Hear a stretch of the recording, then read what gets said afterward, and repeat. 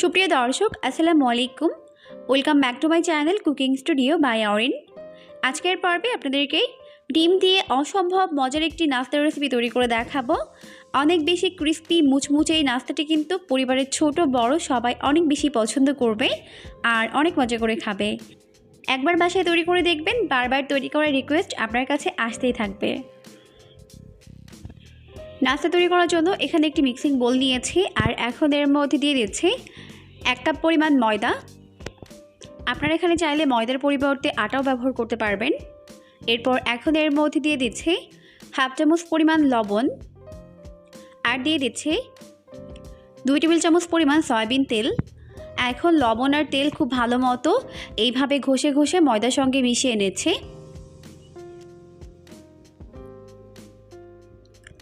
আর মেশানোর কাজটা একটু সময় নিয়ে করতে হবে।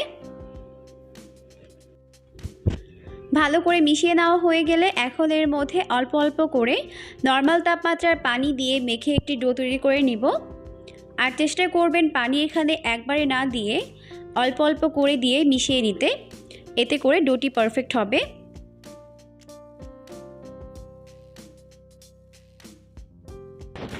তো ভালো মতো মেখে এরকম একটি সফট টাইট ডো তৈরি করে নিয়েছি।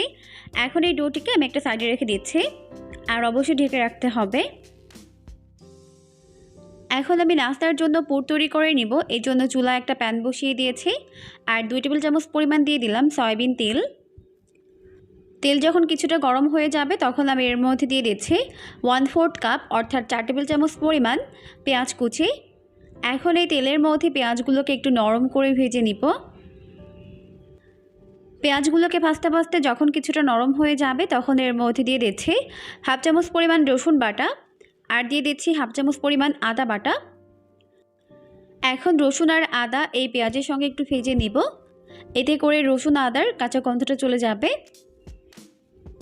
2-3 মিনিটের মতো ভেজে নেওয়ার পর এখন আমি এর মধ্যে অল্প একটু পানি অ্যাড করে দিচ্ছি যাতে করে মশলাগুলো পুড়ে না যায়। তো এখন আমি এর মধ্যে গুঁড়া মশলাগুলোকে অ্যাড করে দিব।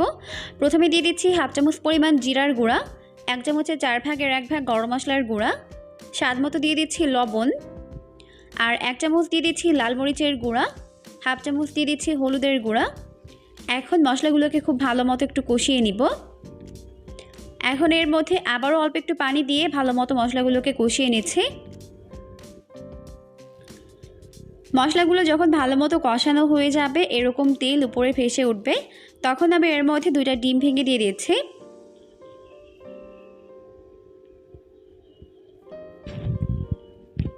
এরপর এখন আমি এই ডিমগুলোকে এইভাবে নেড়ে চেড়ে ক্রাম্বল করে নিচ্ছি।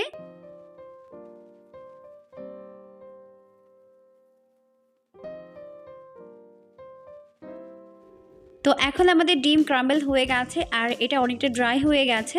তো এই পর্যায়ে এটাকে আমি চুলা থেকে নামিয়ে নিচ্ছি, কারণ এখন আমাদের পুর রেডি। এখন আমি নাস্তাগুলোকে তৈরি করে নিব। এই জন্য যেই ডোটিকে আমি মেখে রেখেছিলাম ওই ডোটিকে এখন একটি সমতল জায়গায় নিয়ে নিচ্ছি। এরপর উপর থেকে কিছুটা ময়দা ছড়িয়ে এটাকে বেলে একটা বড় রুটি তৈরি করে নিচ্ছি।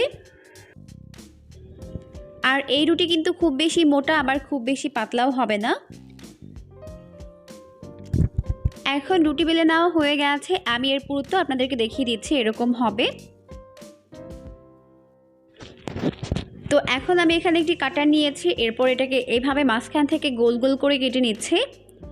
আপনাদের কাছে যদি এরকম কাটার না থাকে সেক্ষেত্রে বড় যে কোনো কৌটার ক্যাপও ব্যবহার করতে পারবেন।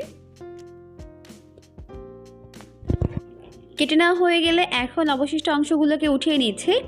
আর এটাকে কিন্তু ফেলে দিবেন না, এটাকে আবারও বেলে এরকম রুটি তৈরি করে নিতে হবে। এখন আমি নাস্তাগুলোকে তৈরি করে নিচ্ছি। এই জন্য আগে থেকে যেই পুর রেডি করে রেখেছিলাম ওটাকে এর মধ্যে এইভাবে দিয়ে দিচ্ছি। এরপর দুই পাশ থেকে এইভাবে এটাকে মুড়ে দিচ্ছি। মুড়ে দেওয়া হয়ে গেলে এবার এটাকে এইভাবে টেনে 2টা মুখ একসঙ্গে করে দিচ্ছি। ব্যাস, তৈরি হয়ে গেল আমাদের একটি নাস্তা শেপ। এখন আমি আপনাদেরকে আরও একটি ভিন্ন পদ্ধতিতে নাস্তার শেপ তৈরি করে দেখাচ্ছি। সেমভাবে আবারও কিছুটা পুর দিয়ে দিলাম। এটাকে আমি অনেকটা অন্থনের মতো করে তৈরি করব। তো আমি এটাকে কিন্তু পুরোটা মুড়বো না, আপনারা আমার হাতের দিকে লক্ষ্য করলেই বুঝতে পারবেন আমি এটা কীভাবে করে নিচ্ছি। তো কিছুটা জায়গা ফাঁকা রেখে আমি এটাকে মুড়ে নিয়েছি। এরপর দুই পাশ থেকে এভাবে মুড়ে নিলেই আরও একটি নাস্তার শেপ তৈরি হয়ে যাবে। তো আপনারা আপনাদের পছন্দ মতো শেপে তৈরি করে নিতে পারবেন। এখন আমার সবগুলো নাস্তা তৈরি করে নেওয়া হয়ে গেছে। এখন চলে যাচ্ছি নাস্তাগুলোকে ফ্রাই করে নেওয়ার জন্য। এই জন্য চুলায় একটা প্যান বসিয়ে দিয়েছি আর যথেষ্ট পরিমাণে সয়াবিন তেল দিয়ে তেলটিকে ভালো মতো গরম করে নিয়েছে। তবে তেলটি কিন্তু হাই হিটে গরম করা যাবে না, অর্থাৎ মিডিয়াম গরম রাখতে হবে। তেলটিকে মিডিয়াম গরম করে চুলার আঁচটিকে মিডিয়াম ফ্লেমে রেখে এখন এর মধ্যে একটি একটি করে নাস্তার শেপ দিয়ে দিচ্ছে।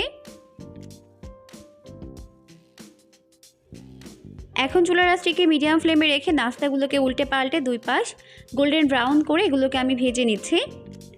আর চুলার আঁচ মিডিয়াম ফ্লেমে থাকার কারণে কিন্তু নাস্তাগুলো অনেক বেশি ক্রিস্পি হবে আর খেতেও হবে দুর্দান্ত মজার। এখন নাস্তাগুলোকে উল্টে পাল্টে গোল্ডেন ব্রাউন করে ভেজে নেওয়া হয়ে গেছে। এখন আমি নাস্তাগুলোকে তেল ছড়িয়ে তেল থেকে উঠিয়ে নিচ্ছি।